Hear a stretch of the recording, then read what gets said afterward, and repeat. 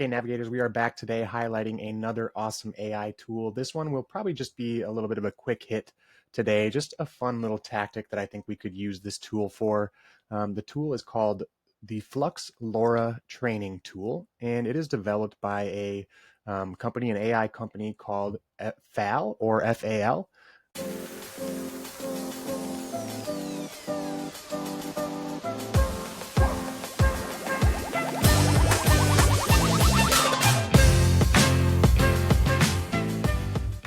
What is up, everybody? Welcome to another episode of the AI Marketing Navigator. This is your daily compass in the ever-evolving world of AI marketing.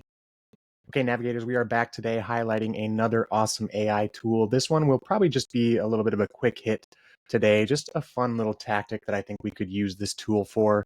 The tool is called the Flux LoRA Training Tool, and it is developed by a company, an AI company called FAL or FAL. Just a little bit of background on the company from their About page. Again, I'll definitely link the site in the show notes. Check it out for sure. The company was founded in 2021 by Burkay and Gorkem Yurtseven. Of course, I apologize for any mispronunciation there. And these two were previously working at Coinbase and Amazon, so definitely a couple of heavy hitters in the tech space. And it's because of the challenges that they encountered in those careers with the AI infrastructures that we have currently that they created FAL or FAL. They state that the company's mission is to amplify and expand human creativity. And they go on to say how our current AI infrastructure is leading to slow inference times and high costs for developers and for creators. And they also say that ultimately their mission is to make generative AI accessible to all. And they kind of liken their goal or their company's mission or role in the market to how recorded music empowered musicians or music creators and how YouTube enabled video creators. They want their platform to serve as a creation engine for developers and AI users alike in the future. Definitely check out the website linked in the show notes to learn more about FAL and what you can do with that platform and with their features. Essentially, kind of like Hugging Face. This is not an episode about FAL directly, but it appears to be some sort of not necessarily repository, but environment in which you can access a bunch of different AI models that you can then pay FAL directly to query and to utilize those models and those parameters. And they just have a ton of models, some that we have talked about on the show before. Many that we have not as well, though. So they have all the Flux models. They have stable diffusion models. One model that we haven't talked about before, but they have here is called Whisper, which is a model for speech transcription and translation. They also have the SAM2 model or the Segment Anything Model 2 from Meta, which we have talked about on this show before. And it's probably one of the most impressive applications of AI that I've seen thus far. But the reason that we are talking about FAL today is for a little hack or a little marketing tactic that we can use their new training model or training tool that they're developing, and that's called Flux LoRA or Flux LoRA. And not to get too technical here, but LoRA stands for low rank adaptation. And this is a popular training technique for these AI models in which they reduce and lighten the weights that they apply to those parameters. We've talked a little bit about weights and parameters and how they're used to direct an AI model. Basically, what they're doing here is they're drastically reducing the number of parameters that they're trying to train, and they're reducing the weights with which they're being trained. And apparently that can lead to faster and more efficient models. I still have a ways to go as far as learning the technicalities and the inner workings of AI.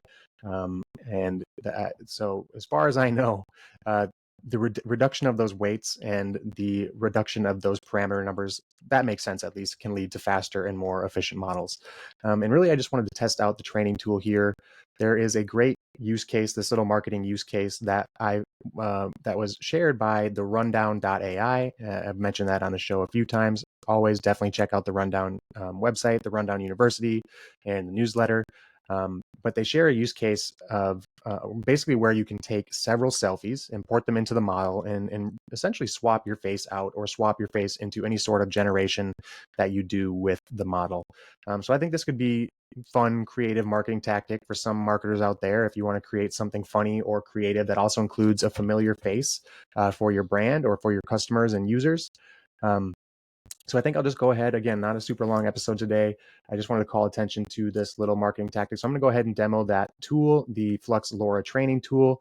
And what I have done, or what it has you do, is upload several selfies with clear backgrounds and with a couple edits to the model and to the settings and the prompt. You're able to generate these selfie images. I guess I'll go ahead and give you the steps that are kind of detailed by the rundown here. Essentially, you can visit this training page, which I'll link in the show notes. And it does say that you'll have to pay $10 to get credits. I did have to fork over the $10 to get the credits. And then what you'll do is you'll be able to upload, or you'll want to upload 6 to 12 high quality images, according to the newsletter here. You'll set a certain amount of training steps that the model should take when training. The rundown says to set it to 1,000, and then add a unique trigger, which could be like your name, or your business's name, or your mascot's name, or something like that. And the next step would be to start the training process. So this is where it differs a little bit from the image generation or generative AI tools that we've used that are already trained and that are already in production. You're going to need to take about 20 minutes, according to the newsletter here, to let the model train itself using your selfies. I let the model train. It wasn't too bad. Again, probably 20 minutes or so. And after that, you'll be able to generate images that reference those selfies when you use the trigger word of your name or business. For instance, you could just say, use the portrait of, insert your name here, in the style of Superman or in the style of Mario or something like that. So let's go ahead and hop over into the tool. For anybody watching on video, I'm just going to go ahead and share my screen. And we are looking at the interface here for the fal.ai environment. We are in our Flux.1 dev with LoRa's model, and you can get a little bit of details from FAL regarding the API and requests and analytics and all sorts of stuff like that, but we're not really here to mess around with the technicalities. Basically, I've trained this model, and we have our prompt input and our resulting window on the right hand of the screen. And it starts you off right away with portrait photo of Alex.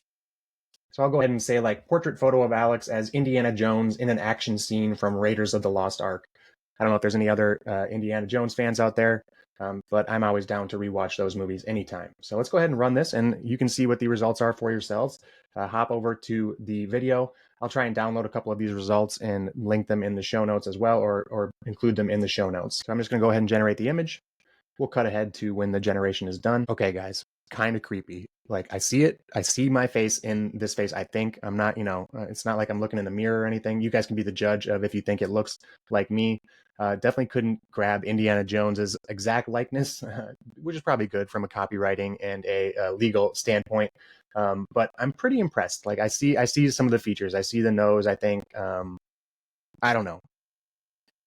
Let's try another common one. Like, the examples that they give are as a superhero. So let's try a portrait photo of Alex as a superhero. Okay, that one looks a lot more like me. This is pretty intense, guys. Pretty creepy. One more test here again. So I think the use case for doing some creative marketing stuff here is definitely applicable. Let's try, like, portrait photo of Alex as Super Mario or something. Just one more goofy example from my nerd core past. Okay, so this one is just straight up Super Mario. I don't see any of the face or the selfies projected onto the character. So it's not perfect, that's for sure. I think maybe photorealism or live action type images will probably work better than animated ones in this case. Let's just try one more so we don't end on that note. Let's do portrait photo of Alex as a basketball player dunking the ball. Something I'll never be able to do in real life, so maybe we can accomplish that goal for me right here. Let's go ahead and run this. And again, I'll just cut ahead to when we get our result. Not too bad. Little funky things going on with the hands, I think, near the rim and with the basketball. I'll let you guys check out the images. I forgot to download the first few, but I'll download this basketball one real quick here, or at least link it in the show notes so you guys can check it out. But like I said, this is a pretty cool tool. I'm really impressed. Definitely works better with some live action and real photorealism type photos. But let me know what you guys think of the results. Let me know what you think of as far as creative marketing tactics to swap some faces. This goes into do I want AI models to have my face? So you'll have to decide for yourself if you're willing to put your selfies into the AI model. As far as I'm concerned, it's all out there on Facebook or Instagram for me anyway. So that battle has already been lost. Okay, guys. So like I said, for an action item today, definitely go check out fal.ai. I will be linking to their Flux LoRA training tool, and hop in there. And if you are able to buy some credits and tinker around with the tool, definitely do so. But really the more important action item is just think of some creative ways that something as simple as a selfie face swap into some assets might be able to enhance your marketing materials, or how you could do something fun for your users with that. Maybe you use a tool to promote a contest amongst your customers or users for the most creative face swap or something like that. I think there are a lot of different potential applications. So that does it for today's episode. If you enjoyed the show or found it useful in any way, please do me a favor and follow on Spotify or subscribe on your podcast platform of choice. A review on top of that would be even more appreciated and so super helpful to the show. So until next time, and as always, thanks for joining me, and remember to stay curious, stay consistent, and keep navigating forward. Bye.